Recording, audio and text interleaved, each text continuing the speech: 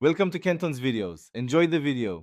You start by powering the keyboard or mouse and making sure battery level is healthy. Low power prevents pairing. Once done, install Logitech Options Plus or Logi Bolt. This software handles firmware and device profiles.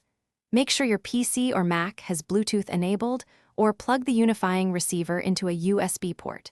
You do these steps now because software and hardware need to be ready together. Otherwise, the device cannot be discovered or You next open the Logitech app and select Add Device or Pair. This starts discovery. When prompted, press and hold the device pairing button until the LED blinks. That puts the gear into pairing mode. The software will detect the device, accept the pairing, and crucially, allow any firmware updates so performance and security are current. After pairing, assign buttons, set DPI or key remaps inside the utility so the device behaves the way you need it to.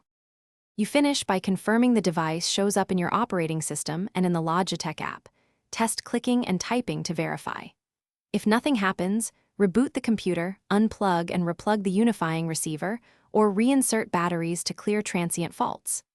If pairing still fails, reset the device pairing, follow model reset steps, and reinstall the Logitech software.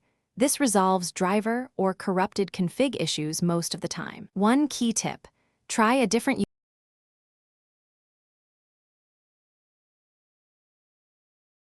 Thanks for watching. Consider subscribing if we helped you.